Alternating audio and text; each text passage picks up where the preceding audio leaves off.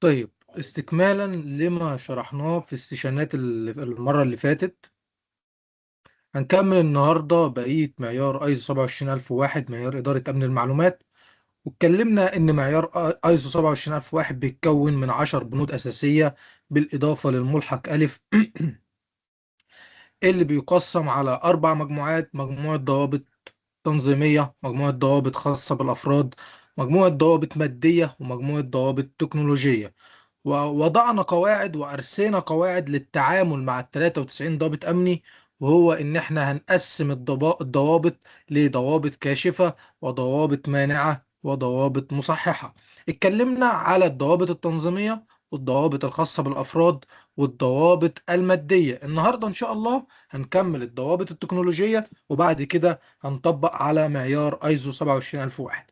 وأول بند معانا في الضوابط التكنولوجية: الأجهزة الطرفية الخاصة بالمستخدم، البند رقم 8.1. وباختصار المعيار هنا بيقصد أي جهاز بيستخدمه الموظف للوصول لمعلومات أو أنظمة المؤسسة، وبيكون مسؤول عن حمايته، زي أجهزة الكمبيوتر المحمولة، زي اللابتوب، زي الأجهزة اللوحية، زي التابلتس، والهواتف الذكية أو الهواتف المحمولة، وأي أجهزة شخصية بيد ممكن تكون مع الموظف. فالأجهزة الطرفية الخاصة بالمستخدم يعتبر ضابط مانع، لأن هنا المعيار بيلزمنا إن احنا ناخد إجراءات الحماية الكافية لأي أجهزة طرفية ممكن من خلالها نوصل لمعلومات أو أنظمة الشركة أو المؤسسة اللي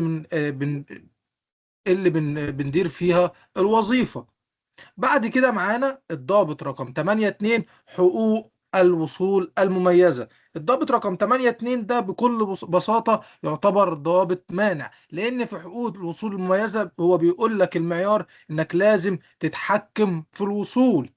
دلوقتي على سبيل المثال، أنت لازم تقيد صلاحيات الوصول المميزة. يعني على سبيل المثال، المديرين الخاصين بالشركة بيبقوا لهم صلاحيات وصول مميزة عن بقية الموظفين، فأنت لازم تعمل تقييد صلاحيات المديرين وتمنحها بس لمن يحتاجها أو للشخص اللي محتاجها، مع مراقبة استخدام ومنع استخدامها للتصفح اليومي. يبقى حقوق الوصول المميزة ده بكل بساطة هنا احنا بنتكلم عن انك انت تتحكم في الوصول المميز لأشخاص داخل المؤسسة أو داخل الشركة. وحقوق الوصول المميزة في البند رقم 8.2 يعتبر ضابط مانع. ليه؟ لأنك أنت بتتحكم في الوصول.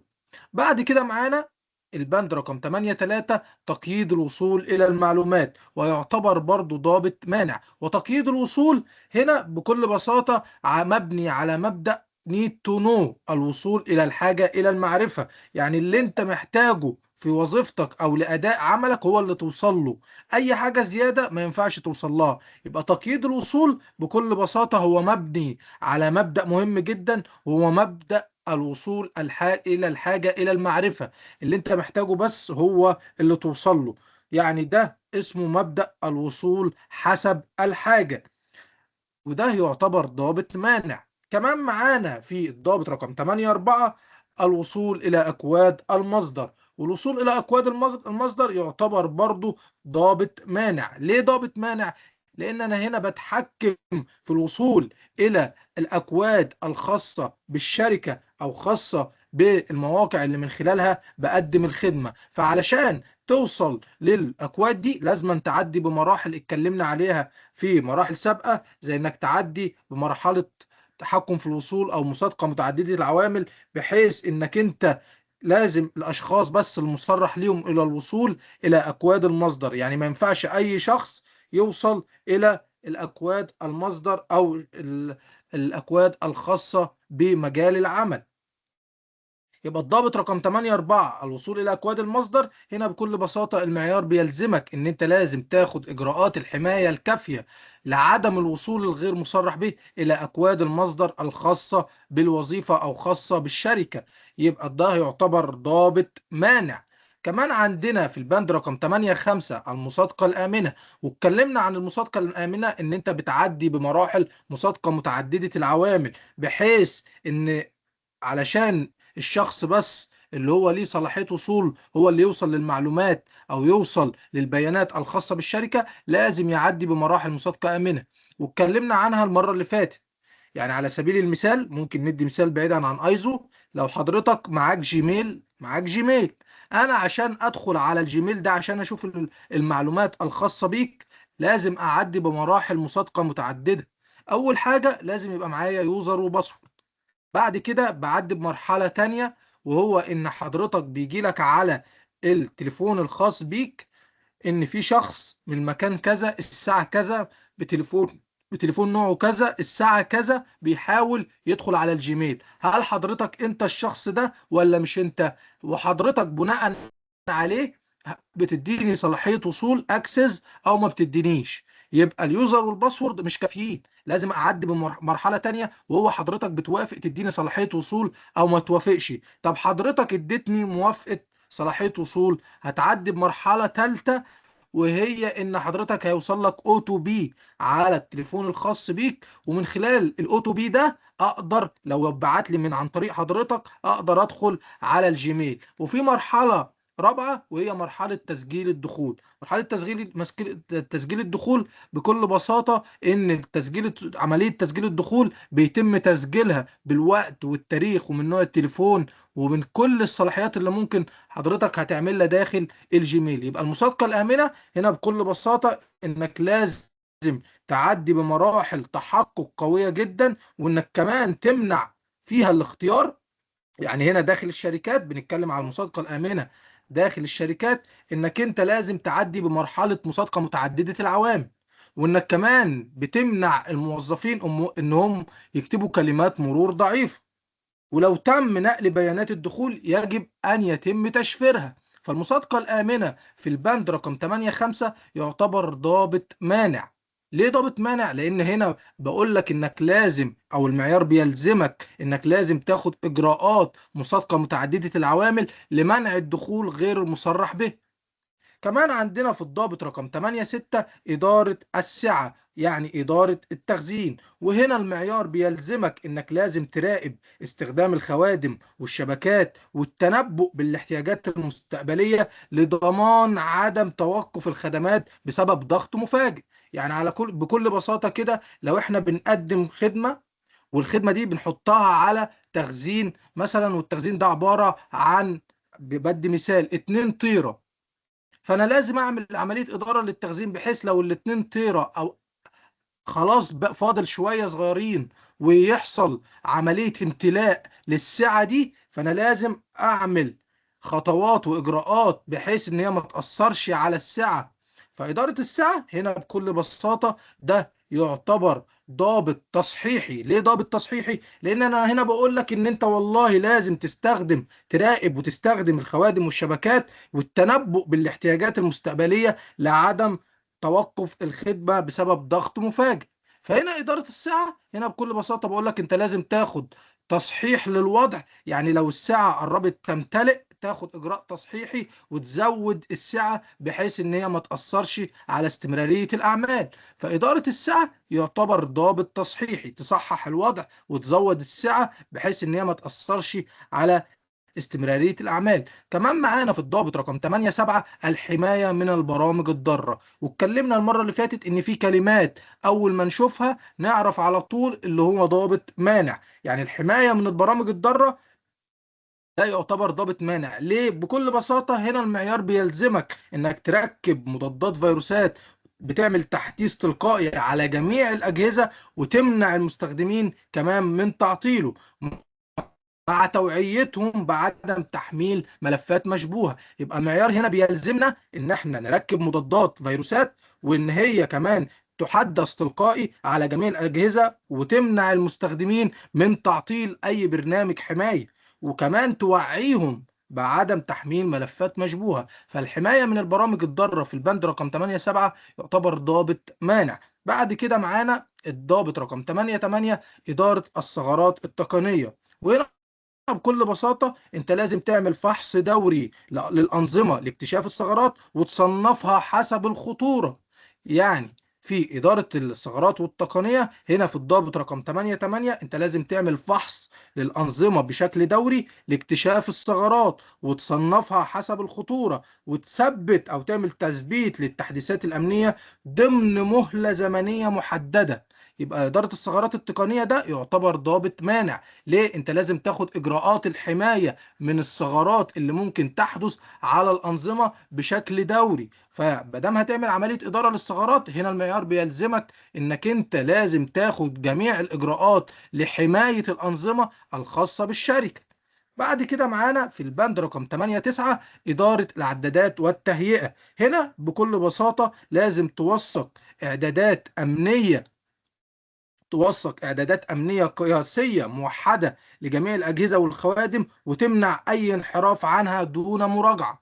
يبقى إدارة العدادات والتهيئة يعتبر ضابط مانع. أنت هنا بكل بساطة لازم توثق، أو المعيار بيلزمك إنك توثق إعدادات أمنية قياسية موحدة لجميع الأجهزة والخوادم ومنع أي انحراف عنها دون مراجعة. فهنا المعيار بيلزمك إن أنت لازم توثق جميع الإعدادات الأمنية الموحدة لجميع الأجهزة. فيعتبر إن المعيار بيلزمك إنك أنت لازم تاخد إجراءات توثيقية. يبقى هو بيمنعك إن أنت ما ينفعش ما توثقش الإعدادات، لازم توثقها. بعد كده معانا حذف المعلومات. وحذف المعلومات في الضابط رقم 18 يعتبر ضابط مانع، لان هنا المعيار بيقول لك انك لازم تتأكد من ان البيانات لم تعد قابلة للاسترجاع عند التخلص من جهاز او من قرص صلب، زي الوسائط دي اتكلمنا عنها في وسائط التخزين. لان دلوقتي بقى في برامج بتستخدمها ممكن ترجع لك الداتا مرة تانية. فما ينفعش انت ترمي مثلا جهاز او وسيطة التخزين دي في مكان ممكن شخص لو خد جهاز او وسيطة التخزين دي ممكن يعمل له عملية صيانة وعملية من عن طريق البرامج ويرجع الداتا دي مرة اخرى. فهنا حذف المعلومات المعيار بيلزمك ان انت لازم تتأكد ان البيانات ما ينفعش تسترجعها مرة تانية. ولو هتتخلص من الجهاز او من وسائط التخزين زي الهارد ديسك لازم عن طريق باستخدام برامج متخصصة أو تدمير فعلي. يبقى حذف المعلومات يعتبر ضابط مانع. بعد كده معانا الضابط رقم 811 إخفاء البيانات. وإخفاء البيانات برضو يعتبر ضابط مانع. ليه ضابط مانع؟ لأن هنا المعيار بيقول لك إنك لازم تقلل ظهور البيانات الحساسة عند عرضها.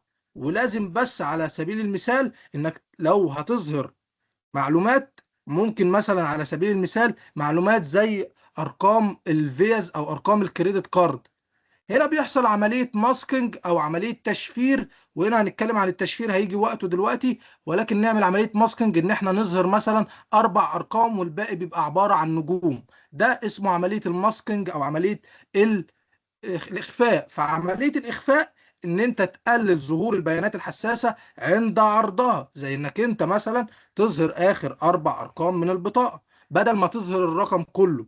وده بتحمي البطاقة من الاطلاع الغير مصرح على المعلومات أو البيانات الخاصة بيها. فهنا المعيار بيلزمك إن أنت لازم تقلل ظهور البيانات الحساسة. فالضابط رقم 811 يعتبر ضابط مانع. بعد كده معانا الضابط رقم 812 منع تسريب البيانات. وهنا المعيار بيقول لك انك لازم تستخدم ادوات تمنع تسريب البيانات عبر البريد او اليو اس بي، او انك ترفع ملفات لمواقع خارجية سواء كان التسريب عن قصد او دون قصد. فهنا بدم المعيار بيقول لك منع، يبقى ده يعتبر ضابط مانع. المعيار هنا بيلزمك ان انت تاخد اجراءات السلامة الكافية لمنع تسريب البيانات. وهنا بيقول لك المعيار انك لازم تستخدم ادوات تمنع تسريب البيانات عبر البريد الالكتروني او اليو اس بي، او انك ترفع ملفات لمواقع خارجية مشبوهة سواء كان التسريب اللي ممكن يحصل على الشركة بقصد او دون قصد.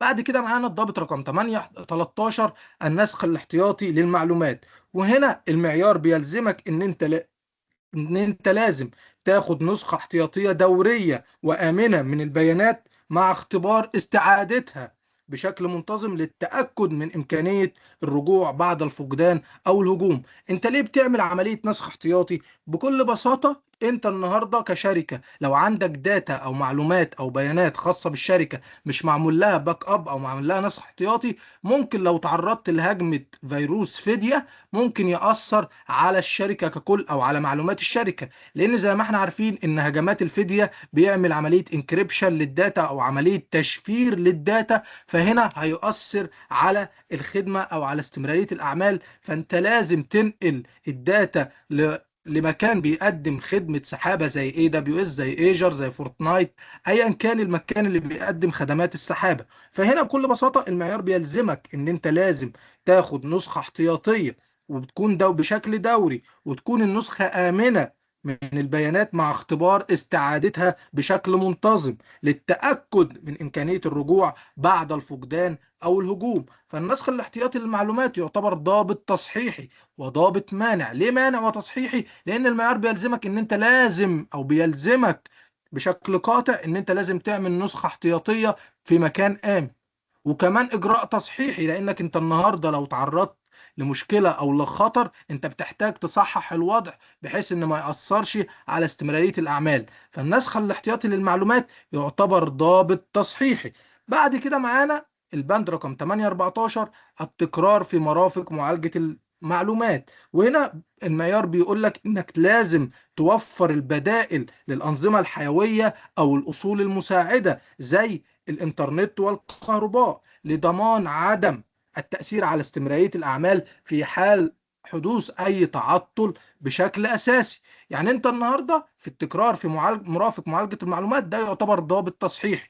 واتكلمنا عن الأصول المساعدة زي الإنترنت والكهرباء، ولو حصل أي خلل على الإنترنت هيؤثر على استمرارية الأعمال، ولو حصل اي خلل في الكهرباء هيؤثر على استمرارية الاعمال. فهنا المعيار بيلزمك ان انت لازم توفر وسائل بديلة بحيث ان هي ما تأثرش على استمرارية الاعمال. وانك على سبيل المثال انك لو مثلا لو عندك انقطاعات في التيار الكهربائي كشركة لازم توفر بدائل زي مولدات كهربائية بحيث ان هي تؤدي على استمرارية الاعمال. ولو حصل انقطاع في الانترنت او في الكابل الرئيسي اللي بيغذي الشركة بالانترنت لازم تبقى موفر البدائل زي انك مثلا تتعامل بالانترنت الهوائي او بالانترنت عبر الاقمار الصناعيه. فهنا التكرار في مرافق معالجه المعلومات في البند رقم 814 يبقى ده يعتبر ضابط تصحيحي، لأن المعيار بيلزمك إنك توفر البدائل للأنظمة الحيوية أو الأصول المساعدة زي الإنترنت والكهرباء لضمان استمرار العمل في حال تعطل أساسي أو تعطل رسمي. بعد كده معانا في البند رقم 815 التسجيل. وهنا المعيار بيلزمك انك تفعل سجلات اللوجز وتسجل كل الأنشطة المهمة زي محاولات الدخول، زي التعديلات، زي الأخطاء، مع حفظ التوقيت الدقيق. فهنا بدام المعيار بيلزمك يعني هو بيمنعك ان انت ما ينفعش ما تسجلش عمليات تسجيل الدخول، وانك لازم تفعل سجلات اللوجز وتسجل كل الأنشطة المهمة زي محاولات الدخول، زي التعديلات، زي الأخطاء، مع حفظ التوقيت الدقيق. فالتسجيل هنا بكل بساطة يعتبر ضابط مانع، لأن المعيار بيلزمك إن أنت لازم تسجل جميع عمليات الدخول او جميع الانشطه اللي بتتم داخل الشركه. فمادام المعيار بيلزمك انك تسجل علشان بكل بساطه بيمنعك ان انت. سامعيني يا جماعه؟ يا جماعه انتوا سامعيني؟ تمام اه. تمام. طيب امال في ناس على الجروب بتقول ليه مش عارفين يدخلوا او مش عارف. طيب نكمل. يبقى التسجيل ده بكل بساطه هنا انك لازم تفعل سجلات اللوجز وتسجل كل الانشطه المهمه زي محاولات الدخول والتعديلات والاخطاء، مع حفظ التوقيت الدقيق لعمليات تسجيل الدخول. فهنا المعيار بيلزمك ان انت لازم تسجل جميع عمليات الدخول او عمليات الوصول الى الانظمه. فالتسجيل يعتبر ضابط مانع. بعد كده معانا الضابط رقم 816 انشطه المراقبه. وهنا ده يعتبر ضابط كاشف، لان انت عن طريق الأنشطة الخاصة بالمراقبة، هنا أنت بكل بساطة بتراجع السجلات بشكل مستمر لاكتشاف السلوكيات المريبة أو المشبوهة أو المخالفات للسياسات بشكل فوري. فمادام أنت بتعمل عملية مراقبة يبقى بتعمل عملية كشف. يبقى أنشطة المراقبة بكل بساطة أنت بتراقب الشبكات والأنظمة والتطبيقات. مادام بتعمل عملية مراقبة الهدف منها الكشف.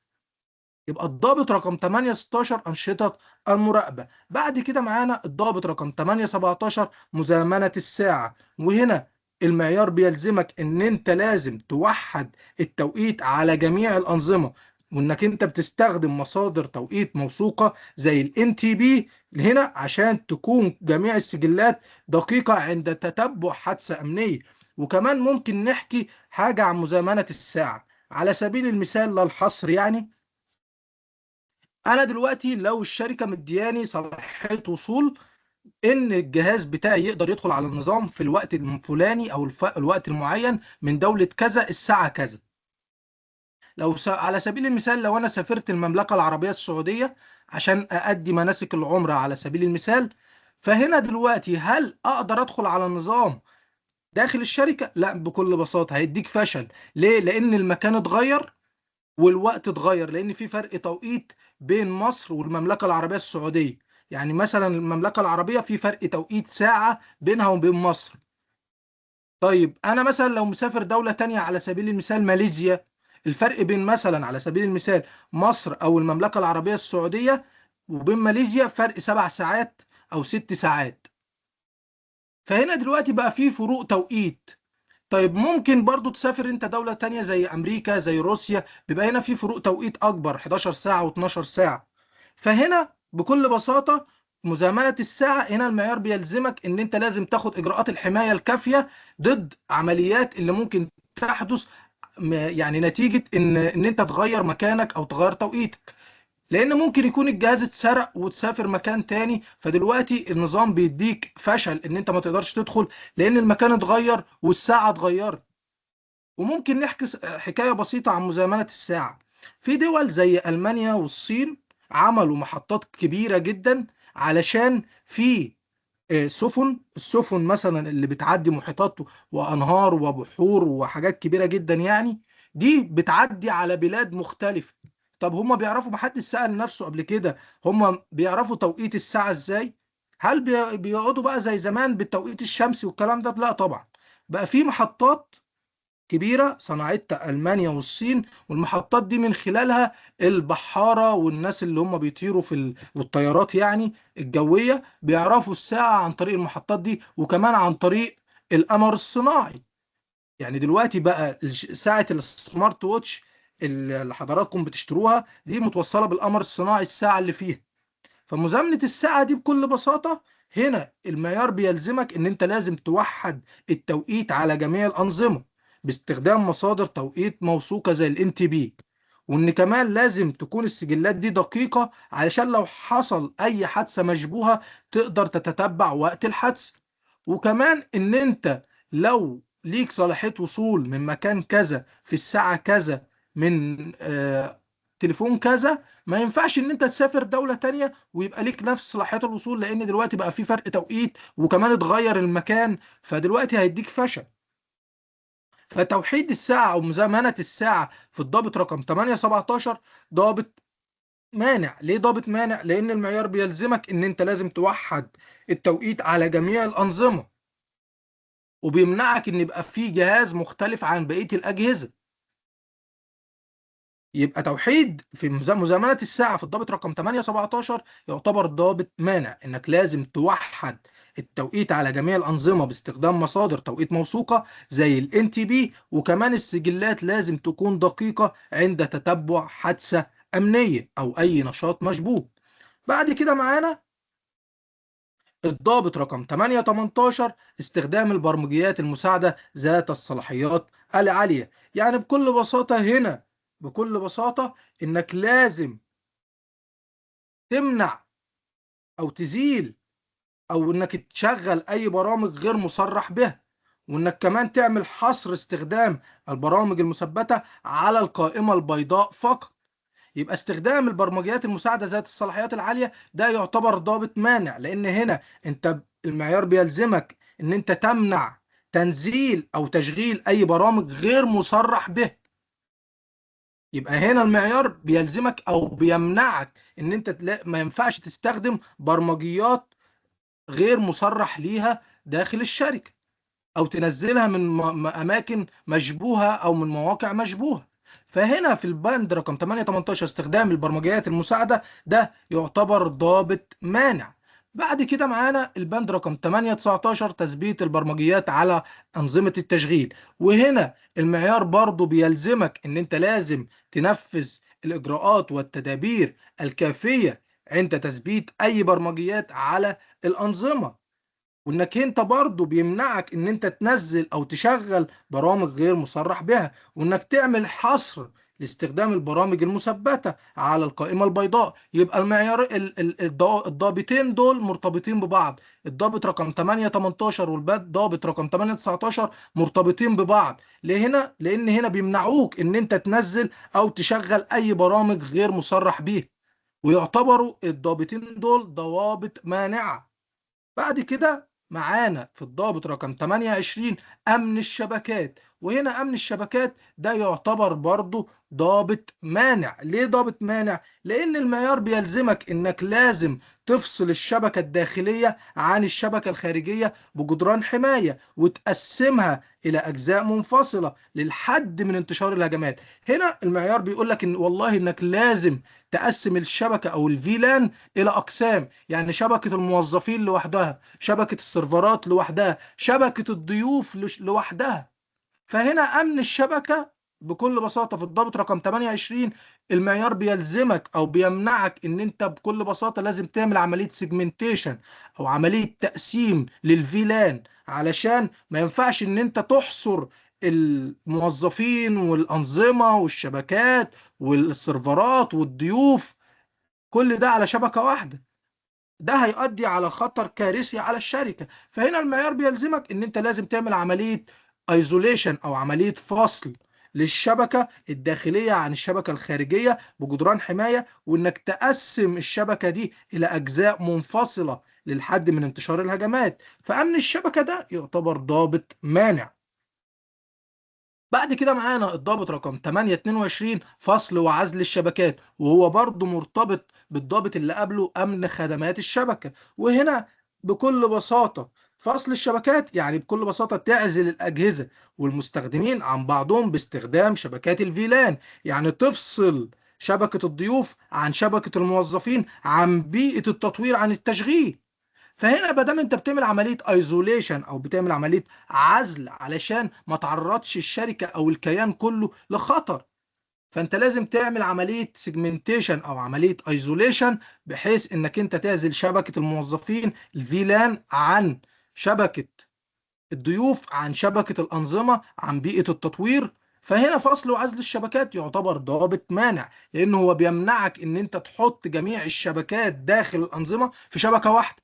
لان ممكن ندي مثال، لو وقع على لو احنا عاملين يعني الشركه كلها على شبكه واحده، لو الشركه تعرضت لرانسوم وير هجمه فديه، لو المهاجم قدر يخترق جهاز هيقدر ينتقل عن طريق الشبكة دي للأنظمة والسيرفرات لجميع الأنظمة داخل الشركة. فاحنا بنعمل ايه علشان ما يقعش اي اختراق، او لو حدث اختراق هيكون اختراق محدود، فنعمل عملية ايزوليشن وعملية سيجمنتيشن، يبقى عملية فصل وتقسيم الفيلان عن الشبكات الأخرى. يعني نفصل شبكة الموظفين لوحدها، وشبكة الضيوف لوحدها، وشبكة التطوير لوحدها، وشبكة الإنتاج لوحدها.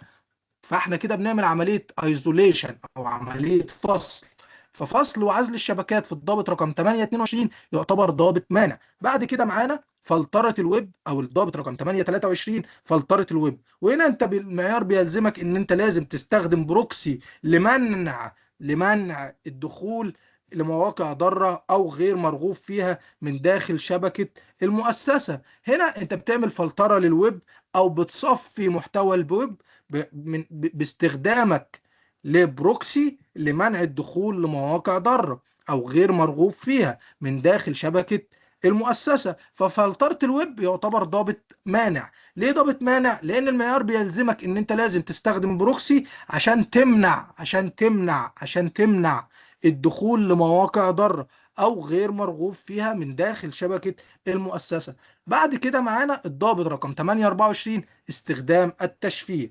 وهنا احنا عندنا نوعين من التشفير: تشفير أثناء السكون وتشفير أثناء النقل. يبقى احنا عندنا نوعين من التشفير: التشفير أثناء السكون يعني انت تشفر قواعد البيانات والأقراص الصلبة بحيث ان المخترق ما يستفادش من البيانات لو قدر يحصل على البيانات دي، وده اسمه تشفير أثناء السكون. عندنا كمان تشفير أثناء النقل.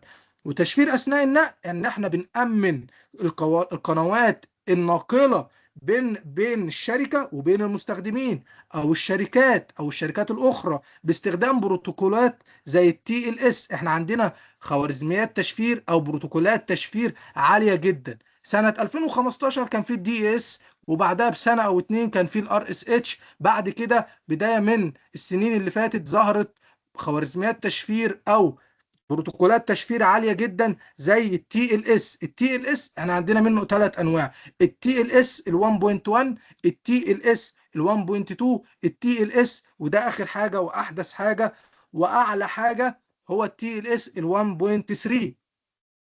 يبقى في استخدام التشفير احنا هنا عندنا نوعين من التشفير: التشفير اثناء السكون والتشفير اثناء الحركه او اثناء النقل. التشفير اثناء السكون ان انت تشفر قواعد البيانات ووسائط التخزين زي الهارد ديسك، بحيث ان لو المخترق قدر يسرق القرص ده او اي بيانات من وسائط التخزين ما يستفادش منها وتبقى عباره عن رموز او حروف غير مفهومه. وكمان عندنا التشفير اثناء النقل. والتشفير اثناء النقل ان انت بتأمن القنوات الناقلة للبيانات زي كده، زي بين الشركة وبين المستخدمين او بين الشركة وبين الشركات الاخرى باستخدام بروتوكولات عالية جدا زي بروتوكولات التشفير التي ال اس ال 1.3، وده اعلى بروتوكول تشفير. وده السبب ان انت تمنع التجسس على الاتصال. يبقى الدول الكبيرة او اكبر خوارزميات تشفير موجوده في الدول حاليا هو التي ال اس ال 1.3. بعد كده معانا يبقى استخدام التشفير ضابط مانع، لان هنا المعيار بيلزمك او بيمنعك ان انت تستخدم برامج او خوارزميات تشفير زي الدي اس. مثلا الدي اس ده كان قديم قوي، يعني حاليا في وقته من 10 سنين كان قوي، يعني كان صعب كسره، لكن حاليا بعد 10 سنين في 2026 الدي اس ده بقاش ليه اي 30 لازمه، وبقى سهل اختراقه او سهل كسر حمايته. فهنا المعيار بيلزمك ان انت لازم تواكب التطور لخوارزميات التشفير او بروتوكولات التشفير زي التي ال اس ال 1.3، لان ده ضد الاعاقه والشوشره وضد التجسس، وبيستخدموه دلوقتي في الرادارات الحربيه في الطيارات مثلا يعني، وكمان في الدفاع الجوي. لان التي ال اس ال 1.3 ده يعتبر يعني ايه، ده بروتوكول تشفير قوي جدا. والدول الكبيره وموجود في المملكه العربيه السعوديه بالمناسبه التي ال اس ال 1.3 موجود في الطيارات الاف 15، وموجود في زي البات برضه موجود في الدفاع الجوي زي الباتريوت والساد والكلام ده كله. فاستخدام التشفير هنا احنا عندنا نوعين تشفير اتكلمنا عليهم: تشفير اثناء النقل وتشفير اثناء السكون. يبقى استخدام التشفير ده بكل بساطة يعتبر ضابط مانع، لأن المعيار بيلزمك إن أنت لازم تاخد إجراءات التشفير الكافية زي أعلى بروتوكولات تشفير زي التي ال اس ال 1.3. بعد كده الضابط رقم 825، دورة حياة التطوير الآمنة. وهنا المعيار بيلزمك ان انت لازم تدمج الامن داخل مرحلة الكود. من بداية مرحلة الكود لازم تدمج الامن، ولازم تراجع الكود امني بشكل دوري وقبل الاطلاق للموقع او التطبيق اللي انت كاتب له الكود. ويعني انت ما ينفعش ان انت تعدي بمراحل كتابة الكود كاملة وبعدين بعد كده تقول انا ايه هأمن الموقع بقى. لا، لازم بكل بساطة من بداية كتابتك للكود علشان تصنع تطبيق او موقع او ويب سايت، يعني لازم تدمج الامن من بداية كتابة الكود. ولازم يبقى في دورة تطوير كاملة. يعني انت دلوقتي بتعمل بتعمل ويب سايت عشان تقدم من خلاله خدمة، اول حاجة الديفيلوبر او المطورين لازم يطوروا، لازم يكتبوا كود آمن. بعد كده تاني مرحلة ان الويب سايت ده او التطبيق ده يعدي على مرحلة السوفت وير تيستنج، يتعمل له سوفت وير تيستنج. يعني السوفت وير تيستنج من مهامهم ان هم يشوفوا الباجز او في اي مشاكل في الكود، بحيث ان هم يطلبوا من الديفلوبر لو في اي مشاكل يعدلوا صياغتهم للكود. واخر مرحلة ان الويب سايت ده بيعدي على البنتريشن تيستنج، عشان زي ما احنا عارفين ان البنتريشن تيستنج بيعملوا سام سورت اوف هاكينج او وايت هات هاكينج عشان يتستوا السكيورتي سترينث بتاع الكود، بحيث ان لو في اي مشاكل بيبعتوا ريبورتس للديفلوبر بحيث ان هم يعدلوا الكود. ودي دورة حياة التطوير الامن. يعني انت عشان تعمل او تطلق ويب سايت من خلاله هتقدم خدمة، لازم تدمج الامن من بداية كتابة الكود. يعني لازم تعدي الويب سايت بمراحل متعددة. أول حاجة تدمج الأمن داخل كتابتك للكود، بعد كده يعدي الويب سايت على السوفت وير تيستنج بحيث ان هم يعملوا تيست للباجز او اي مشاكل داخل الكود، وبعد كده بيعدي على البنتريشن تيستنج عشان يعمل له اختراق. لان لو في اي ثغرة في الويب سايت ممكن يحصل ثغرة زي السيكوال انجكشن او ثغرة الاكس اكس اس، وهنا دي ثغرات بتبقى ناتجه او بتحصل في الكود زي مثلا السيكوال انجكشن، وده بيبقى حقن اوامر. فحقن الاوامر ده بيبقى السبب ان مفيش فلتره للمدخلات، وده السبب ان الديفيلوبر ما عملوش حساب ان ممكن يحصل اختراق زي نوع السيكوال انجكشن او الاكس اس اس. فدي ثغرات تنتج على المواقع والتطبيقات، فلازم تحصل دورة تطوير آمنة على كتابتك للكود بحيث ان هو ما يتأثرش بأي اختراقات او اي ثغرات ممكن تأثر على الخدمة. فدورة حياة التطوير الآمنة دي بكل بساطة ده يعتبر ضابط مانع، انك لازم تعدي او المعيار بيلزمك ان مراحل، لازم الكود يعدي على مراحل تأمين وحماية بحيث تمنع اي اختراقات او اي ثغرات ممكن تنتج على الكود. بعد كده معانا الضابط رقم 826 متطلبات امن التطبيق.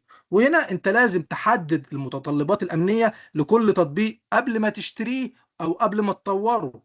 ودي زي انك انت تكتب كود امن، زي ان هو الكود بيقاوم الثغرات الشائعة. يبقى متطلبات امان التطبيق مرتبطة بدورة حياة التطبيق التطوير الامن، لان هنا الشركات بيبقى ليها متطلبات انك انت لازم تأمن الويب سايت او التطبيق اللي من خلاله بتأمن الخدمة، بتقدم من خلاله الخدمة.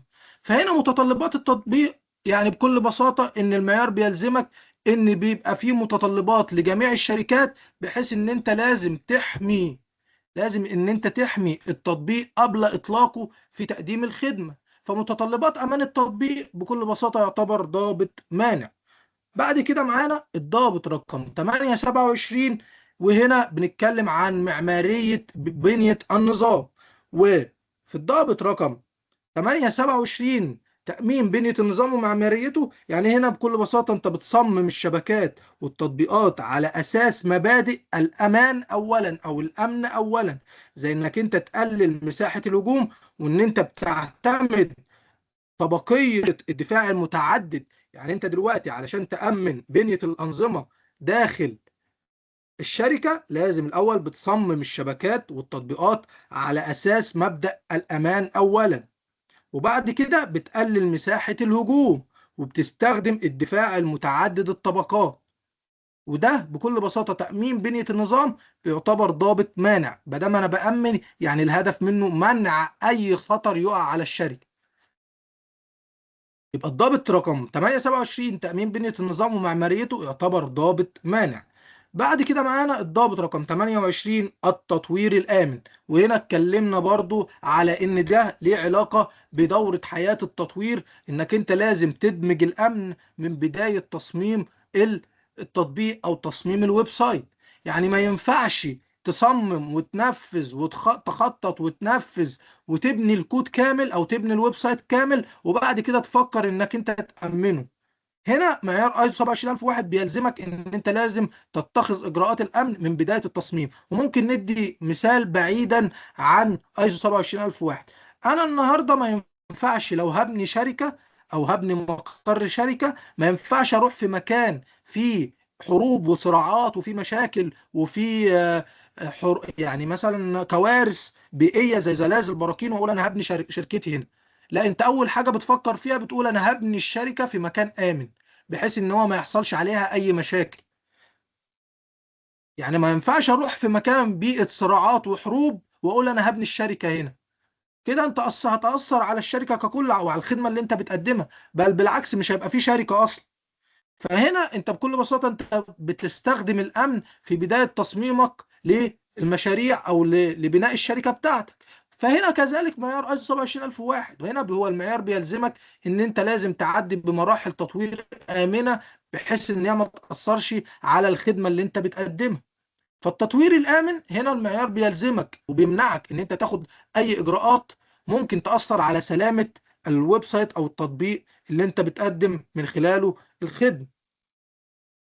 بعد كده معانا اختبارات الامان في التطوير والقبول. واختبارات الامان هنا دي شركات بتقوم بانواع من الاختراقات الاخلاقيه. يعني انت دلوقتي انا بنيت الكود او بنيت الويب سايت او التطبيق، دلوقتي انا بكلم شركات ليها علاقه بالاختراقات الاخلاقيه، واقول لهم والله حاولوا تخترقوا الويب سايت او التطبيق ده، بحيث لو في اي ثغرات او في اي مشاكل والله تبعتوا لنا ريبورتس او ريبورت، بحيث ان احنا نعمل ابديت للكود ده او للويب سايت ده، بحيث ان احنا نقفل الثغرات.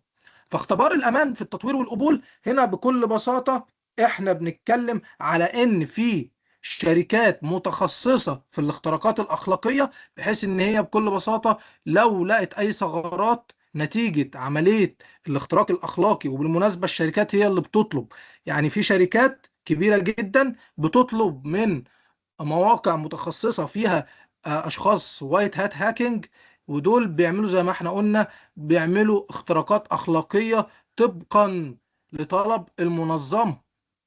يعني المنظمة أو الشركة هي اللي بتطلب إن يحصل عليها اختراق أخلاقي، بحيث إن هي تشوف أي ثغرات أو أي تهديدات ممكن تأثر على التطبيق أو الويب سايت اللي بتقدم من خلاله الخدمة. فهنا بينتج في الآخر ريبورت هل في ثغرات ولا ما فيش ثغرات.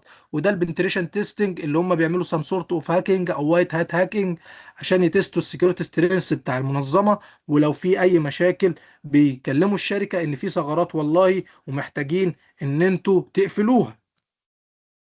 بعد كده معانا الضابط رقم 38، تطوير الأنظمة عن طريق الاستعانة بمصادر خارجية. هو نفس المثال اللي قبله أو الضابط اللي قبله، إن أنا بستعين بمصدر خارجي، يعني شركات متخصصة في الاختراقات الأخلاقية، بحيث من خلالهم بيعملوا اختبارات للأمان، بحيث لو في أي مشاكل إحنا من خلال عملية البنتريشن تيستنج أو الوايت هات هاكينج دي بناخد إجراءاتنا لو في أي مشاكل أو أي ثغرات نتجت عن اختبار الاخلاقي ده، فاحنا بنقفل ان الثغرات. فتطوير الانظمه عن طريق الاستعانه بمصادر خارجيه يعتبر ضابط تصحيحي. ليه ضابط تصحيحي؟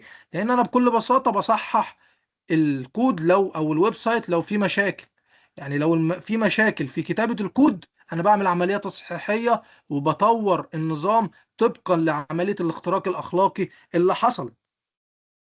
بعد كده معانا يبقى تطوير الأنظمة عن طريق الاستعانة بمصادر خارجية يعتبر ضابط تصحيحي، وبرضه ضابط مانع. ليه؟ لأن لو في أي ثغرات أو أي تهديدات، أنا الهدف من عملية التطوير دي إن أنا أمنعها، إن هي ممكن تحصل. يعني السبب إن أنا بطور النظام عشان أمنع أي ثغرات أو تهديدات ممكن تحدث على الويب سايت أو على التطبيق اللي بقدم من خلاله الخدمة. يبقى الضابط رقم 38 ضابط مانع وضابط تصحيحي. في الضابط رقم 831 فصل بيئات التطوير والاختبار والإنتاج. يعني هنا احنا بنتكلم على الفصل بين البيئات. وهنا بكل بساطة احنا بنعمل او المعيار بيلزمك ان انت لازم تعمل فصل تام بين بيئة التطوير وبيئة الاختبار وبيئة التشغيل، وتمنع استخدام بيانات حقيقية في بيئات التجربة. يعني هنا بدل بتعمل عملية ايزوليشن او عملية فصل، يبقى الهدف منها المنع. وهنا المعيار بيقول لك في الضابط رقم 831 انت لازم تعمل فصل تام بين بيئة التطوير وبيئة الاختبار وبيئة التشغيل، وتمنع استخدام بيانات حقيقية في بيئات التجربة. يبقى فصل بيئات التطوير يبقى ده يعتبر ضابط مانع. المعيار بيلزمك ان انت لازم تعمل عملية سيجمنتيشن او عملية ايزوليشن لبيئات التطوير وبيئات الاختبار وبيئات الانتاج. بعد كده معانا الضابط رقم 832 إدارة التغيير. وهنا بكل بساطة المعيار بيقول لك إنك لازم توثق أي تغيير على الأنظمة واختباره واعتماده قبل تنفيذه، والسبب إن أنت بتتجنب تعطيل الخدمة أو إحداث أي ثغرات غير مقصودة. يبقى إدارة التغيير ده يعتبر ضابط تصحيحي، لأنك أنت هنا بتوثق أي تغيير. مادام بيحصل عملية تغيير يعني بيحصل عملية تصحيح على النظام، فالهدف منه ان انت بتعمل عمليات تصحية، ان انت توثق اي تغيير بيحدث على الانظمة واختباره واعتماده قبل تنفيذه لتجنب تعطيل الخدمة او احداث ثغرات غير مقصودة. يبقى إدارة التغيير يعتبر ضابط تصحيحي. بعد كده معانا الضابط رقم 833 معلومات الاختبار. وهنا بكل بساطة المعيار بيقول لك انك لو اضطريت تستخدم بيانات حقيقية في الاختبار فانت لازم تاخد الاجراءات الكافية لحمايتها بنفس مستوى بيئة الانتاج، وتمسحها بعد انتهاء الاختبار. فمعلومات الاختبار ده يعتبر ضابط مانع، لانه هو ضابط الزامي، انك انت بيقول لك لو انت اضطريت تستخدم بيانات حقيقية في الاختبار يجب حمايتها، لازم تحميها وتاخد إجراءات السلامة الكافية بنفس مستوى حماية بيئة الإنتاج. وبعد ما تعمل الاختبار تمسح البيانات أو المعلومات الخاصة بالاختبار. فيبقى الضابط رقم 833 هنا يعتبر ضابط مانع. آخر ضابط معانا في الضوابط التكنولوجية والضابط رقم 34 حماية نظم المعلومات أثناء اختبار المراجعة. وهنا بيقول لك المعيار بكل بساطة إن أنت لازم تنسق تنسيق مسبق للعمليات الخاصة بالفحص والتدقيق لتجنب تعطيل الخدمة، ان انت تأثر الوصول الممنوح للمدقق على مهامه فقط، يعني على مبدأ الوصول الى الحاجة الى المعرفة، need to know. وبدام انت بتعمل عملية حماية الهدف منها المنع. انا دلوقتي بحمي عشان امنع، انا بحمي مكان او بحمي نظام الهدف منه منع الوصول الغير مصرح به الى النظام ده. طيب انا دلوقتي بحمي نظم المعلومات، يعني انا بمنع اي مخاطر تقع على نظم المعلومات اثناء اختبار المراجعه. فمادام بعمل عمليه مراجعه، قلنا قبل كده مادام بتعمل عمليه مراجعه يبقى الهدف منها عمليه التصحيح. فهنا المعيار ده يعتبر ضابط مانع وضابط تصحيح. وكده احنا خلصنا معيار ايزو 27001 وهنطبق على المعيار. ولو حد عنده اي سؤال ممكن يسألني. حد عنده اي سؤال في الجزء ده قبل ما ندخل على التطبيق؟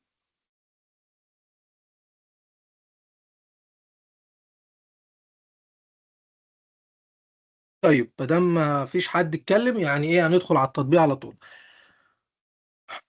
سامعيني يا باشمهندسين؟ الجميع سامعني؟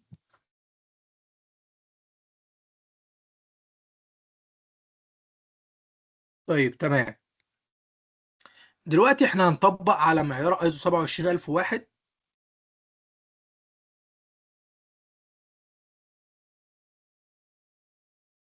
دلوقتي احنا هنطبق على معيار ايزو 27001.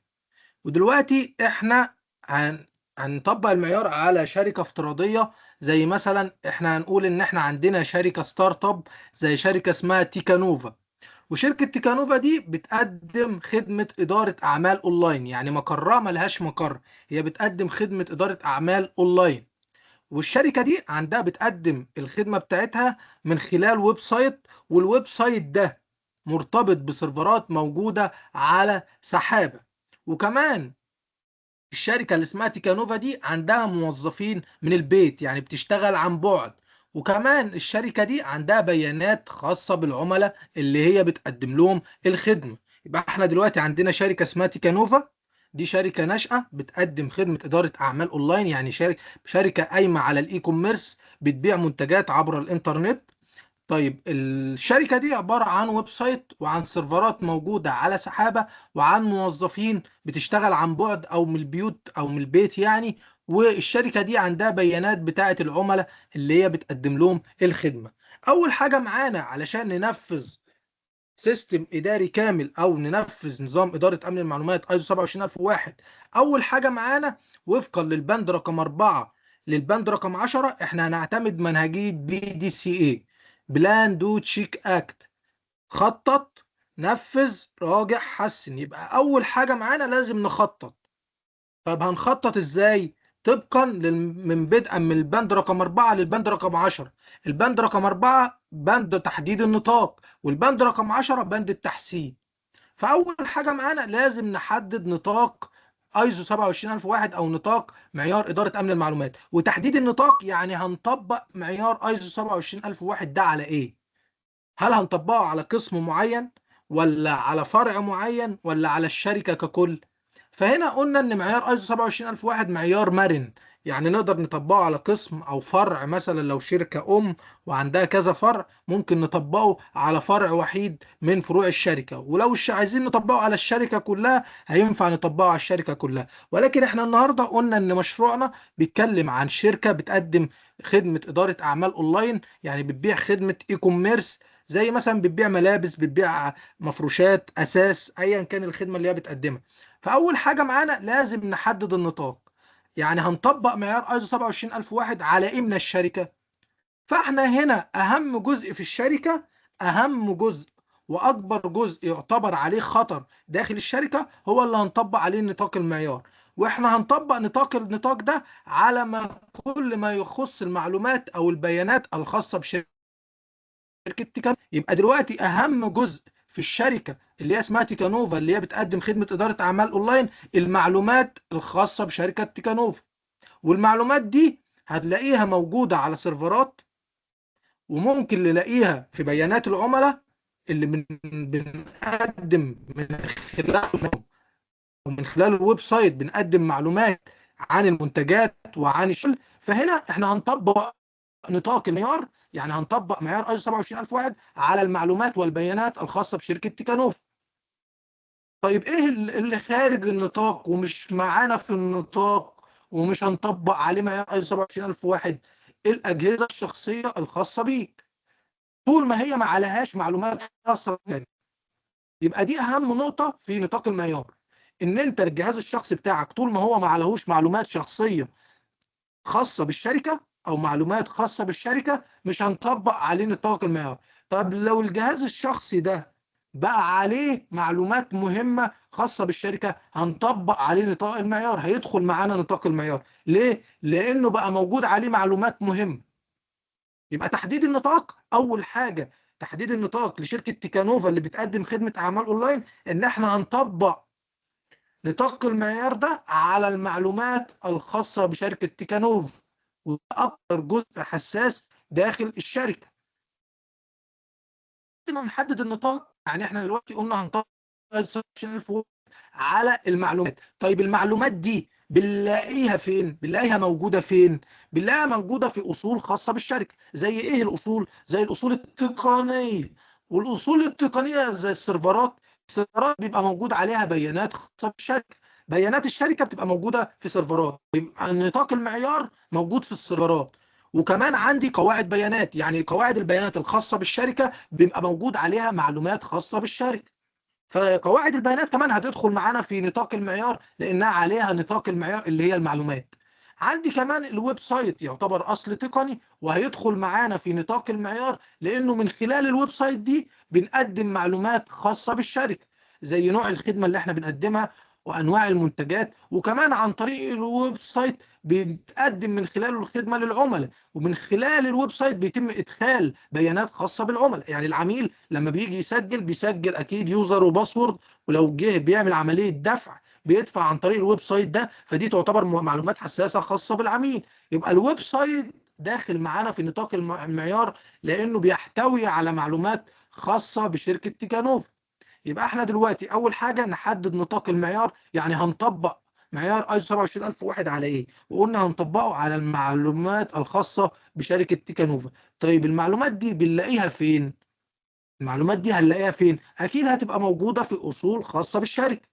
فانا دلوقتي عندي اصول تقنيه زي السيرفرات موجود بداخلها نطاق المعيار وهي المعلومات. عندي كمان قواعد بيانات موجود عليها نطاق المعيار وهي البيانات والمعلومات الخاصه بشركه تيكانوفا. وان الويب سايت ده الويب سايت الخاص بالوظيفه او بالشغل بتاعنا بتاع شركه تيكانوفا برضو من خلاله بيتقدم معلومات خاصه بالشركه.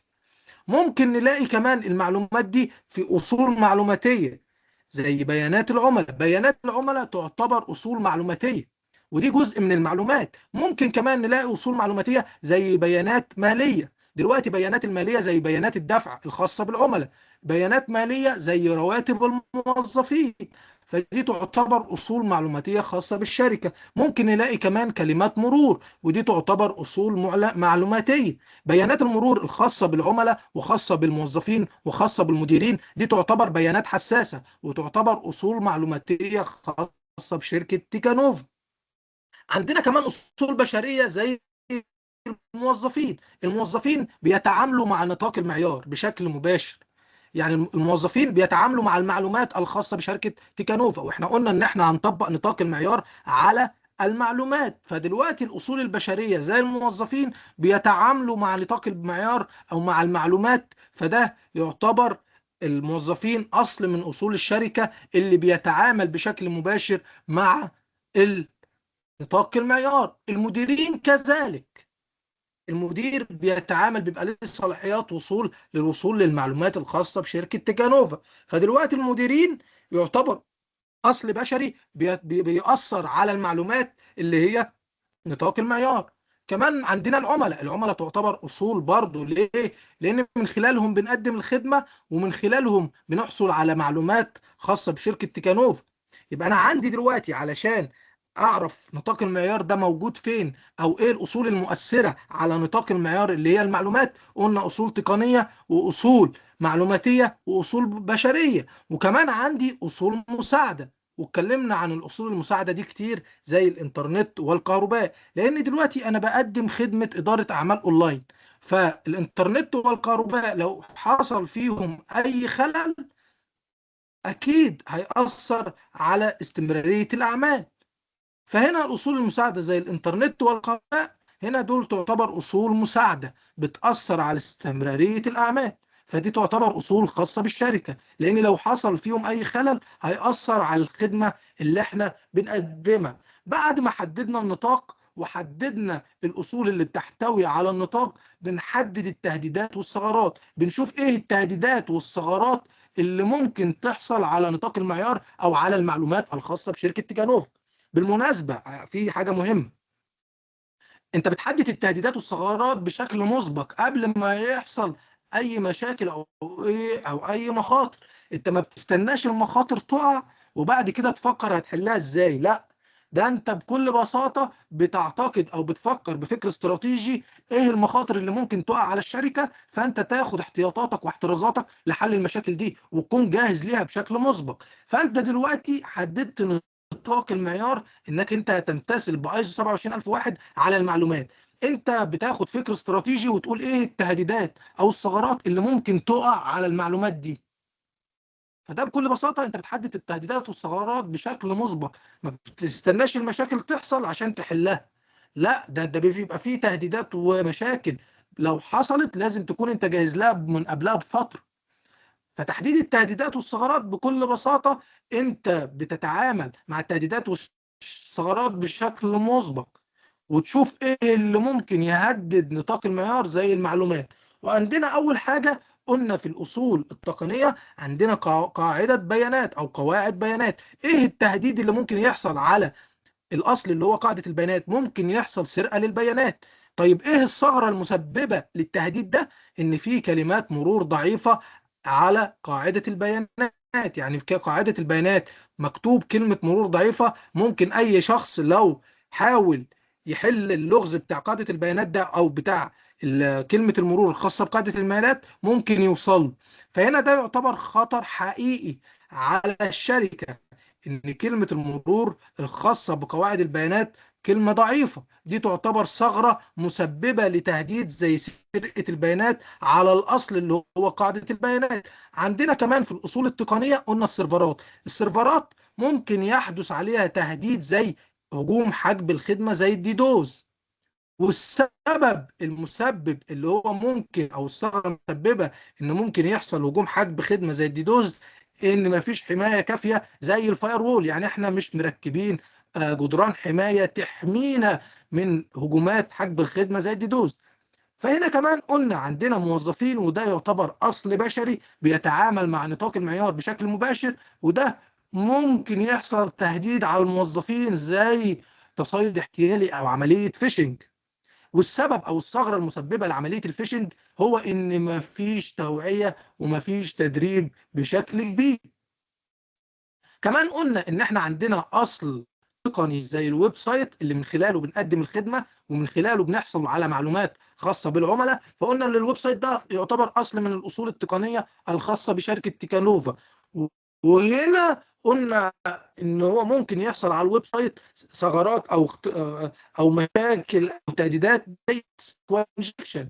والسبب الثغره المسببه سيكوال انجكشن او الخطر الاختراق السيكوال انجكشن ان مفيش فلتره للمدخلات، والكلام ده احنا اتكلمنا عنه في بيئه التطوير الامن في ايزو 27001. يبقى تحديد التهديدات والثغرات طبقا للاصول التي تحتوي او تتعامل مع نطاق المعيار اللي احنا حددناه وهي المعلومات. بعد ما بتحدد التهديدات والثغرات بتعمل عمليه ريسك اسسمنت او عمليه تقييم للمخاطر، وبتقيم المخاطر عن طريق حاجه اسمها مصفوفه المخاطر.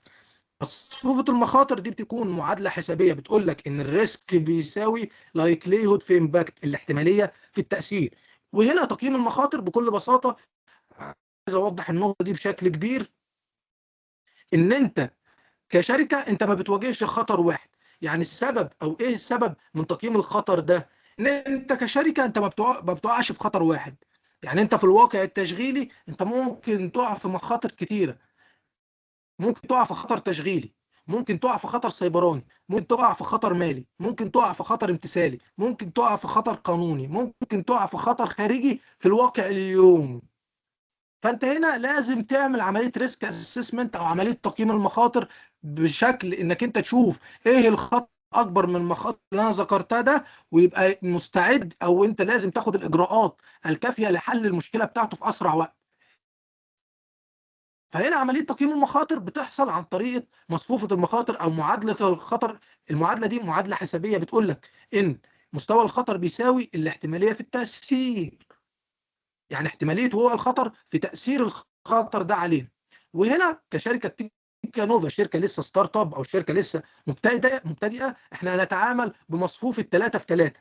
ومصفوفه 3 في 3 انا هوضح الصوره دي. يعني في حد من الاشخاص قال لي ليه ما بتعتمدش مصفوفه 5 في 5 او مصفوفه 6 في 6؟ فالرد ببساطه انت كشركه ناشئه ممكن تواجه في الواقع من 4 مخاطر ل9 مخاطر كحد اقصى. انت لسه شركه بادئه، فايه المخاطر اللي ممكن تقع عليك؟ فهنا هنستخدم مصفوفه صغيره 3 في 3 ان انت ممكن يقع عليك 4 مخاطر الى 9 مخاطر بشكل عام يعني. اما مصفوفه 5 في 5 لما تيجي تعمل الخطر او تحسب المعادله الحسابيه هتلاقي ان مستوى الخطر 25 خطر، او 6 في 6 يعني 36 خطر. يعني الشركات الكبيره ممكن تواجه لحد 36 خطر. فانت لسه شركه ناشئه هتواجه مخاطر ايه؟ فاحنا بنحط لك مصفوفه صغيره، مصفوفه 3 في 3، يعني على حسب ان انت ممكن تواجه مخاطر من 4 مخاطر الى عدد 9 مخاطر بحد اقصى. لكن مصفوفة 6 في 6 دي الشركات الكبيرة الهاي ناشونال او الانترناشونال دي بتتخذها، اللي هي لان الشركات الكبيرة او العاملة او اللي بقالها موجودة كتير في السوق بتتخذ مصفوفة كبيرة علشان هي في الواقع التشغيلي ممكن يقع عليها لحد 36 خطر. لكن انت هنا احنا لسه شركة ستارت اب بنتخيل ان هو ممكن يقع على الشركة من 4 مخاطر لحد حد اقصى 9 مخاطر. فهنا هنعتمد مصفوفة 3 في 3. يعني لو الخطر وصل للخطر لمستوى 9 ده يبقى خطر عالي او خطر كريتيكال، يوجب علينا التدخل الفوري لحل المشكلة بتاعته في اسرع وقت. يعني 3 في 3 ده خطر كريتيكال، خطر حرج، لانه هو وصل لمستوى 9. طب لو خطر مثلا احتماليته 1 في تأثيره 3، ده هيساوي 3 من خطر منخفض الى متوسط. فده يعتبر خطر هنقول عليه ما بين اللو وما بين الميديم. طب لو عندنا خطر تاني احتماليته 1 في تأثيره 1 هيساوي 1، ده هيكون خطر ضعيف. وهنا بعد ما بنقيم المخاطر ونشوف التهديدات والثغرات، هنخش في حته الريسك اسسمنت عن طريق مصفوفه المخاطر. وعندنا اصل اللي هو قلنا قاعده البيانات. قاعده البيانات هيحصل عليها سرقه بيانات، وقلنا ان سرقه البيانات دي ده يعتبر احتماليته كبيره علينا كشركه. يعني ممكن كشركه يحصل سرقه للبيانات، فده احتماليته علينا كبيره كشركه. طيب تأثيره لو حصل سرقة للبيانات هيكون تأثير كبير علينا كشركة، ممكن يعرض الشركة لمخاطر وغرامات ومخالفات وسحب تراخيص. فهنا التأثير ده لو حصل سرقة للبيانات ده يعتبر خطر كبير أو تأثيره كبير. فهنا هنقول إن ناتج الخطر ده 9، ده خطر كريتيكال أو خطر حرج. بعد كده معانا التصيد الاحتيالي، وقلنا إن احتماليته ممكن يحصل بشكل كبير علينا كشركة. يعني التصيد الاحتيالي او عمليه الفيشنج ممكن تكون احتماليته كبيره علينا ان هو يقع علينا كشركه. طيب تاثيره هنقول ان هو تاثيره 2 ما بين الميديم والهاي، يعني ما بين المتوسط والعالي. يعني ممكن التاثير ده لو عند الموظفين مش ما عندهمش توعيه وما عندهمش فهم وعندهم ادراك وعندهم طريقه للتعامل مع عمليات التصيد الاحتيالي، ممكن ياثر على الشركه. لا، اما لو عند الموظفين فهم وتوعية وتدريب وعندهم علم بالمخاطر اللي من نوع التصدي الاحتيالي، على فكرة ممكن التأثير ده يكون تأثير منخفض. لان لو انا عندي الموظفين مدربين وعندهم علم بالمخاطر السيبرانية من نوع الفيشنج، ممكن الخطر ده يبقى خطر لو، خطر منخفض. ليه خطر منخفض؟ خلاص انا عندي وعي وعلم بالنوع ده من المخاطر، فانا هقدر اواجهه عن طريق التوعية والتعليم، ان انا اعمل تدريب للموظفين. فكده اقدر احد من الخطر ده نهائي. يبقى الخطر ده يبقى او ناتج الخطر ده هنقول اللي هو خطر التلاتة في 2 ب6، هنقول اللي هو خطر ميديم او خطر متوسط.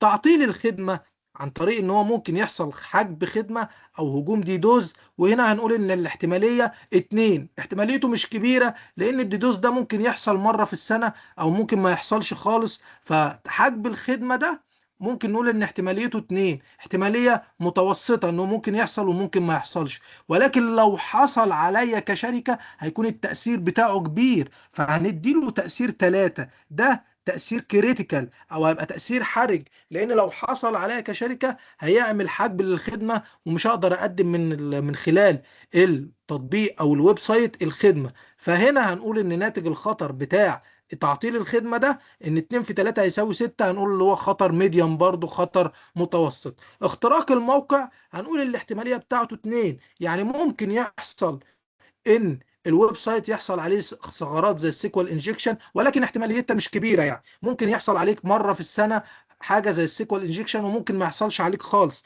ولكن هندي احتماليه حدوث الاختراق الموقع زي السيكوال انجكشن ممكن نديله احتماليه 2. ولكن لو حصل عليا كشركه اختراق زي السيكوال انجكشن فالامباكت او التاثير هيكون كبير، فهنديله رقم 3. يبقى ناتج الخطر هيساوي 6. اتفضل يا اللي رفعت ايدك تقدر تسألني. اتفضل، ممكن تتكلم او ممكن تسأل. بس انا ما كنت عايز الأسئلة في الاخر، يعني اخلص وبعدين عشان انا بسجل عشان الناس بس تبقى فاهمة اللي انا بقوله. فممكن في الاخر تسألني، ممكن في الاخر تسألني، هكمل وفي الاخر تسألني. فكده انا عملت دي اسمها مصفوفة المخاطر. ومصفوفة المخاطر دي بتقول لنا ان دي معادلة حسابية بتقول ان مستوى الخطر بيساوي likelihood في impact او الاحتمالية في التأثير. وطلعت من مصفوفة المخاطر جدول، قلت ان عندي مخاطر زي سرقة البيانات، زي التصيد الاحتيالي، زي تعطيل الخدمة، زي اختراق الموقع، وقلنا ان احتمالية والتأثير وضربناهم في بعض وطلعنا ناتج الخطر. في مصفوفة المخاطر الخطر ذات المستوى العالي في الداشبورد او في لوحة التحكم الخاصة بالشركات بيلون باللون الأحمر. اما الخطر المتوسط بيلون باللون البرتقالي، اما الخطر المنخفض بيظهر على الداشبورد او لوحة التحكم باللون الاخضر. بعد ما بعمل عملية ريسك اسسمنت بينتج عن تقييم المخاطر حاجة اسمها الريسك ريجستر او سجل المخاطر، وسجل المخاطر ده بيحتوي على الاصل والخطر اللي هيقع على الاصل ودرجة الخطر ومستوى الخطر ده عليا كأصل مؤثر على نطاق المعيار وهي المعلومات، والمسؤول عن حل الخطر ده. يبقى سجل المخاطر ده بتبقى جدول، والجدول ده بيبقى مكتوب فيه رقم الأصل والأصل نفسه والخطر الناتج على الأصل والدرجة بتاعة الخطر ومستوى الخطر والمسؤول عن حل الخطر ده. وعندنا أول حاجة اتكلمنا عنها إن عندنا رقم واحد قاعدة بيانات، وقاعدة البيانات ده الأصل الخاص بنطاق المعيار أو يحتوي على نطاق المعيار وهي المعلومات. طيب ايه اللي ممكن يحصل على قاعدة البيانات؟ سرقة بيانات. لما جينا عملنا عملية تقييم للخطر لقينا ان الدرجة بتاعته 9، يعني خطر عالي او خطر حرج. طيب مين المسؤول عن حل الخطر ده؟ فرق التقنية زي الاي تي. الاي تي مسؤولة عن حل مشاكل كلمات المرور الضعيفة. فهنا احنا في سجل المخاطر قلنا مين المسؤول عن حل الخطر او حل مشكلة الخطر ده. عندنا كمان موظفين، قلنا عندنا اصول بشرية زي الموظفين، والموظفين ممكن يحصل عليهم تصيد احتيالي، وان الخطر ده طبقا لعملية تقييم المخاطر ان هيبقى خطر او الدرجة بتاعته هتبقى 6، ودي درجة متوسطة. درجة متوسطة. طب مين المسؤول عن حل مشكلة التصيد الاحتيالي؟ لو انت هتفكر هتقول لي قسم الاي تي، هتقول لي الاي تي هو اللي مسؤول عن حل المشكلة دي، ولكن احنا هنا في الجي ار سي احنا محتاجين نحل المشكلة دي بشكل فوري او بشكل جذري بحيث ان هي ما تحدثش مرة اخرى. لكن المسؤول عن حل مشكلة التصيد الاحتيالي هم الموارد البشرية او قسم الاتش ار.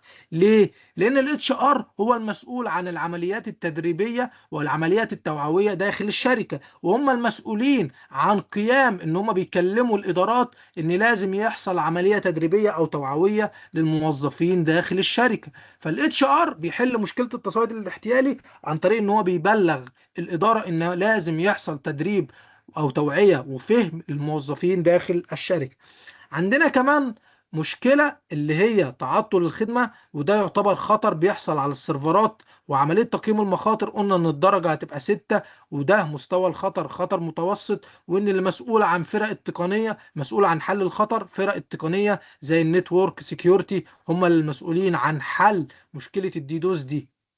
بعد كده كمان في سجل المخاطر قلنا ان عندنا ويب سايت، والويب سايت ده ممكن يقع عليه خطر زي اختراق او زي تهديدات الثغرات زي السيكوال انجكشن. وقلنا ان ممكن في عملية تقييم المخاطر قلنا ان الدرجة اللي عندنا قلنا ان هي درجة رقم 6، ناتج الخطر طبقا للاحتمالية والتأثير قلنا ان هو الناتج 6.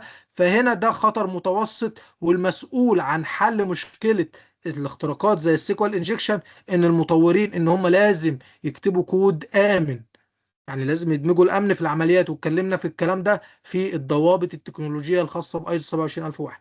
بعد ما بنعمل عمليه سجل المخاطر طبقا لعمليه تقييم المخاطر بندخل في بند المعالجه، وبند المعالجه ده مهم جدا. المعالجه بتتكون من 4 استراتيجيات: نقل، قبول، تجنب، تخفيف، ترانسفير، افويد، اكسبشن، ميتيجيشن. يبقى المعالجة عندنا عشان نعالج المخاطر اللي انا لسه ذكرتها دي بتتم من خلال 4 استراتيجيات، وهم نقل، قبول، تجنب، تخفيف. واتمنى ما حدش ينسى فكر المعالجة ده، لانك انت لو انت فكرت لو انت راجل شغال في شركة ممكن تكلم نفسك كده وتسأل نفسك انا كنت بقع في مخاطر عاملة ازاي وكنت بحلها بشكل عشوائي، طب بعد فكر الجي ار سي هحلها ازاي؟ فانا عندي بند المعالجة بيتكون من 4 استراتيجيات، و4 استراتيجيات هم نقل، قبول، تجنب، تخفيف، ترانسفير، اكسبشن، ماتيجيشن، افويد. وهنا طبقا لعملية تقييم المخاطر هنحل او نعالج المخاطر دي. قلنا ان احنا عندنا اصل زي قاعدة البيانات، وده يعتبر اصل بيحتوي على نطاق المعيار اللي هي المعلومات، هيحصل عليه سرقة بيانات. طيب هنعالجه ازاي؟ هنتجنب، هنعمل عملية avoid ان احنا نتجنب. هنتجنب ازاي؟ من خلال ان احنا نعمل تشفير للداتا، وان احنا نعمل عملية مصادقة متعددة العوامل عشان توصل لقاعدة البيانات او المعلومات اللي موجودة على قاعدة البيانات. لازم تعدي بمراحل متعددة، مراحل تحققية متعددة، وكمان يحصل تشفير للداتا بحيث ان لو حصل اي سرقة او تسريب توصل للشخص عبارة عن رموز غير مفهومة. فهنا قاعدة البيانات في علاج المشكلة أو في الخطر زي سرقة البيانات، قلنا إن إحنا هنعمل وسائل متعددة الحماية أو متعددة المصادقة، مصادقة متعددة، وذكرناها وادينا مثال، وكمان هعمل عملية تشفير للداتا. طيب الموظفين اتكلمنا ان هو هيقع عليهم خطر زي التصيد الاحتيالي، هنعالجه ازاي؟ هنتجنب. بس انا عايز اتكلم كلام مهم. يعني ايه نقل المخاطر او نقل قبول تجنب تخفيف؟ نقل الخطر بكل بساطة يعني انقله لشركة متخصصة في النوع ده من المخاطر بحيث ان هي تحل المشكلة. يعني انا كشركة لو انا مش قادر اتعامل مع خطر او خطر انا ما واجهتوش قبل كده، فانا بنقله لشركه متخصصه من النوع ده من الاختراقات او المشاكل او المخاطر بحيث ان هي تحله. طب نقل المخاطر ده برضو زي ايه؟ زي انا لو انا عندي داتا مش معمول لها باك اب، مش معمول لها نسخ احتياطي، دي تعتبر خطوره على الشركه، لان لو حصل على الشركه هجمه فديه ممكن ياثر على المعلومات دي بحيث ان هو يعمل لها عمليه تشفير، وانت مش هتقدر تعمل لها عمليه ريكفري. فانت لازم تعمل ايه؟ تنقل الخطر ده اللي هي تعتبر الداتا دي تعتبر خطر، عدم عمل ليها نسخ احتياطي ده يعتبر خطر على الشركة. لازم تنقلها لشركة او لمكان متخصص في تقديم الخدمات السحابية او تزويد خدمة سحابة. فهنا انت بتنقل الخطر اللي هو المعلومات ده لشركة متخصصة في الخدمات السحابية، بحيث ان لو وقع عليك اي خطر تقدر تعمل عملية ريكفري للداتا وما تأثرش على استمرارية الاعمال. اما قبول المخاطر او قبول الخطر، بكل بساطة قبول الخطر بدام انت كشركة قادر تتعامل مع الخطر ده وتحل مشكلته وان تكلفة علاجه عليك كشركة مش كبيرة، بتقبله وتحل المشكلة انت. بس اهم حاجة تبقى قادر تتعامل مع الخطر ده وعندك استراتيجيات التعامل. اما تجنب المخاطر بكل بساطة انت بتشوف مكان الخطر ده فين وتلغي نشاطه تماما، فده عملية التجنب. أما عملية التخفيف إن أنت بتحد من احتمالية وتأثير الخطر ده عليك كشركة. يعني على سبيل المثال لو أنت النهاردة كشركة وقعت في خطرين اتنين، ولما جيت تعمل ريسك اسسمنت أو تعمل عملية تقييم المخاطر، لقيت إن الخطرين دول متساويين في الحسبة اللي هي معادلة الخطر. فانت لو انت ما عندكش الموظفين او الكفاءات للتعامل مع الخطرين في وقت واحد، ممكن تخفف خطر منهم وتتعامل مع الخطر اللي انت كاستراتيجية شايفه ان هو هيأثر على الشركة بشكل كبير وتتعامل معاه بشكل اسرع، والخطر التاني تخففه لوقت مؤقت على ما تحل مشكلة الخطر ذات الخطورة الاكبر عليك كشركة. وقلنا ان احنا عندنا قاعدة بيانات قلنا هيحصل عليها سرقة بيانات، وسرقة البيانات دي ده تعتبر هيأثر على الأصل التقني اللي هو قاعدة البيانات اللي هو يحتوي على نطاق المعيار واللي هو المعلومات.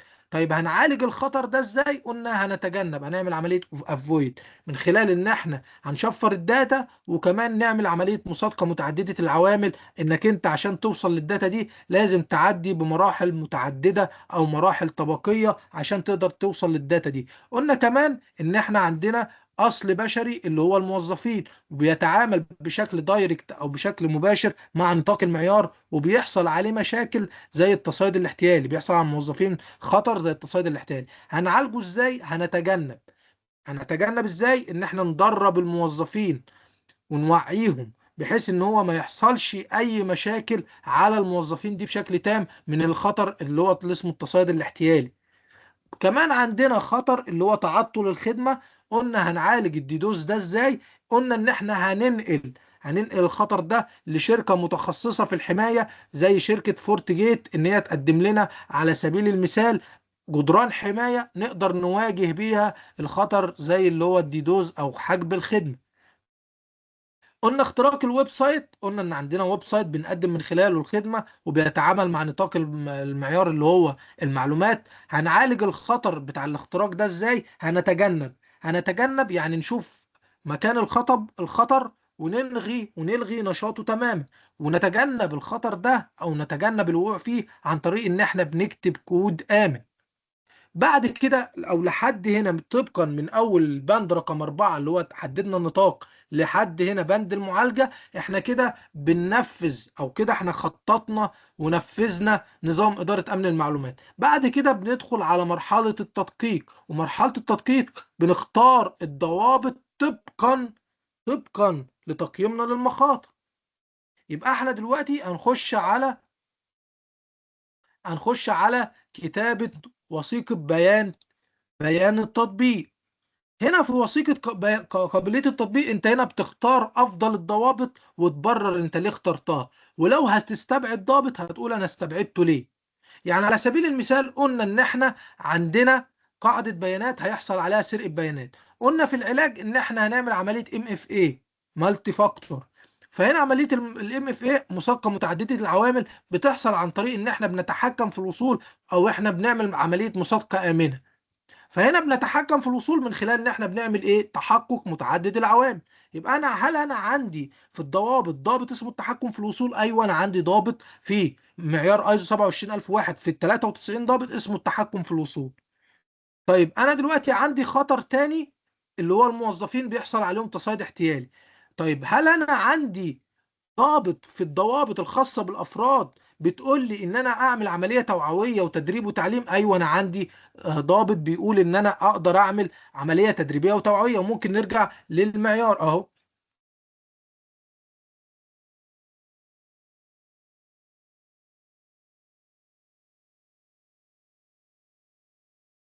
ثانية واحدة بس أكبر أهو.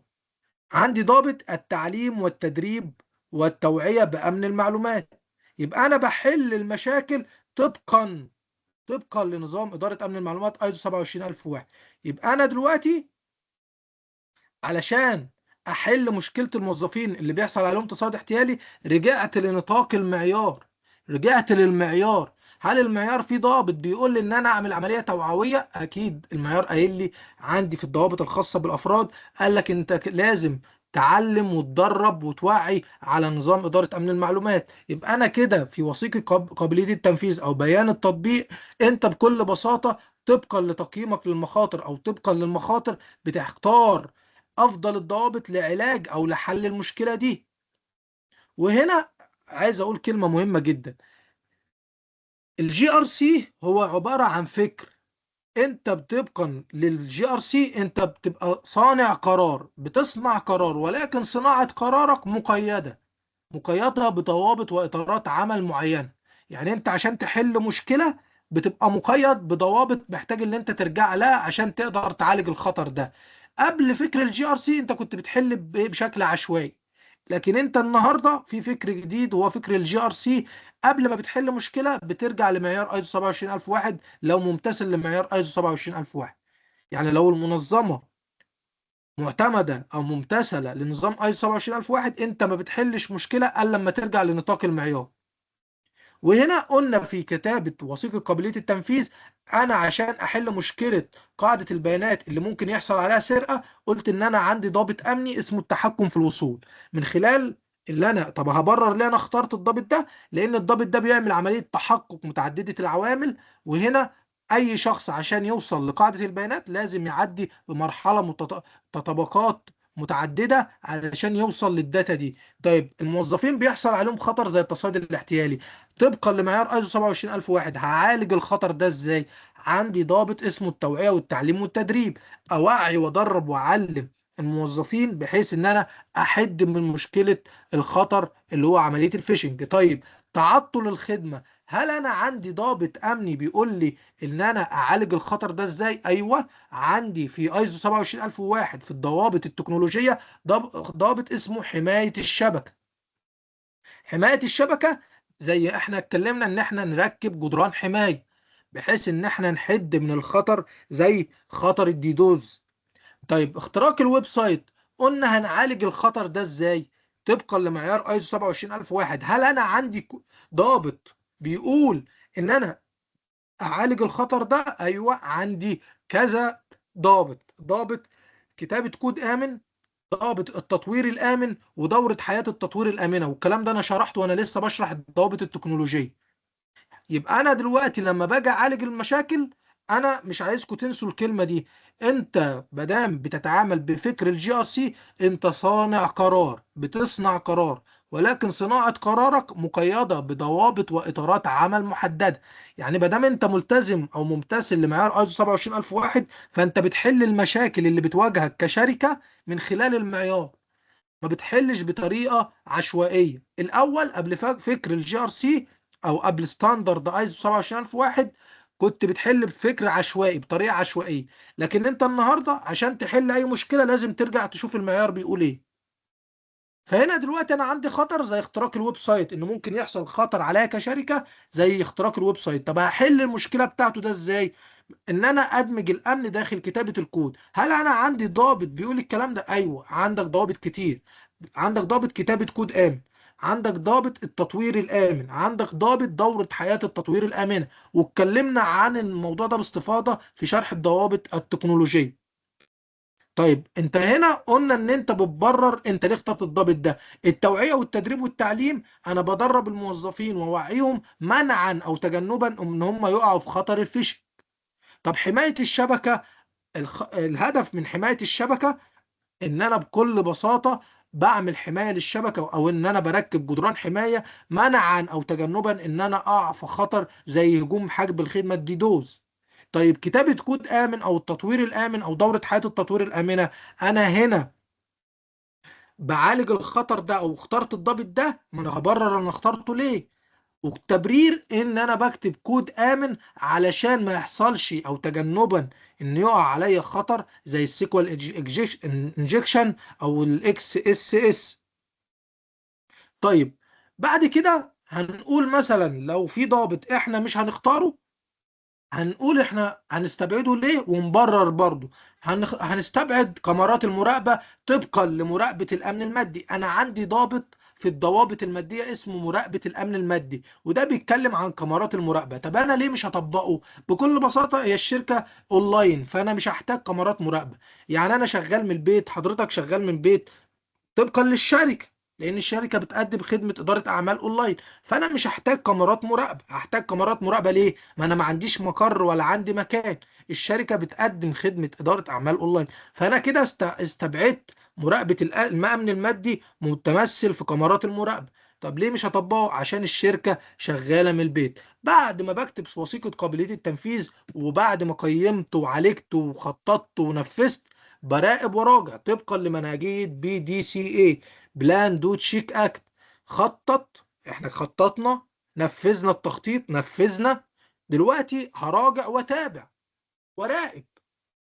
وبكل بساطة ممكن ندي مثال بعيدا عن ايزو 27001. انا دلوقتي لو عندي مريض، شخص مريض وراح مستشفى، المستشفى دلوقتي بتقول والله حالة المريض خطيرة، لازم يدخل لعملية عشان نعالج مشكلته. فده لما دخل حلنا المشكله وعالجناه وعملنا العمليه، بيقول الدكتور كده بيقول لنا هيتم تحت المتابعه لمده 48 ساعه عشان ممكن يحصل مضاعفات. يبقى الدكتور بيقول لنا بكل بساطه ان ممكن يحصل عليه مضاعفات، فهو هيبقى تحت الرعايه لمده 48 ساعه. كذلك هنا احنا بنتعامل بنفس مشكله المريض، احنا بنواجه مخاطر، فده يعتبر مرض على الشركه، وان الشركه هو المريض. طيب انا عالجت المريض ده، لازم احطه تحت المراقبه والمتابعه، لازم احط الشركه تحت المراقبه والمتابعه. ليه؟ لان زي ما احنا عارفين ان المخاطر متغيره ومتجدده. يعني ممكن نعالج خطر بس ما نعالجهوش بالطريقه الامثل، وتاني يوم نلاقي الخطر ده نفس الخطر علينا. ليه؟ طب احنا ما راقبناش وتابعنا. فهنا المراقبه والمتابعه بتمحي لك او بتسمح لك ان انت لو الخطر وقع عليك ان انت تبقى عندك تنبيه بشكل عاجل وتقدر تحل مشكلته. وهنا طبقا شركة تيكانوفا في المراقبة والمتابعة انك لازم تتابع النظام اللي انت عالجته، ولازم يحصل عملية لوجينج او عملية تسجيلات للدخول اللوجز، بحيث ان لو في اي دي اس عمليات تسلل او اي نشاط غريب تقدر تحل المشكلة بتاعته باسرع وقت. وبعد ما بتراقب وتتابع بيحصل عملية مراجعة داخلية انترنال اوديت، وده مدقق داخلي بيبقى مسؤول عن عملية التدقيق الداخلي، ودي بتحصل كل فترة على فترات دورية أو على فترات متتابعة، علشان المدقق الداخلي ده يشوف هل الشغل أو الوظيفة أو المشاكل أو المخاطر اللي بنواجهها داخل الشركة بنعالجها بالشكل الأمثل، وهل في امتثال والتزام بالمعايير واللوائح والقوانين سواء دولية أو محلية خاصة بالشركة، هل احنا ممتثلين ليها بشكل كويس ولا مش ممتثلين بيها. يبقى عملية التدقيق الهدف منها ان هي تراجع الشغل وبتشوف هل في التزام ولا مفيش التزام، وبينتج عن عملية التدقيق الداخلي تقارير امتثالية بترفع للإدارة، بتقول للإدارة والله احنا مثلا محتاجين ميزانية كذا عشان نحسن نظام إدارة أمن المعلومات. والله بترفع برضو تقارير للإدارة هل احنا ممتثلين وملتزمين ولا مش ملتزمين، هل في مشاكل ولا ما فيش مشاكل. فده دور المراجعة الداخلية، والهدف من المراجعة الداخلية هي عملية التحسين. وعملية التحسين هي عملية استخلاص العبر من المخاطر اللي احنا واجهناها، بحيث ان احنا ما نقعش في المخاطر دي مرة تانية. فدي اسمها منهجية بي دي سي اي، بلان دو تشيك اكت. وكده احنا خلصنا مشروع مبسط على شركة اسمها تيكانوفا، وكده احنا خلصنا شرح. فلو حد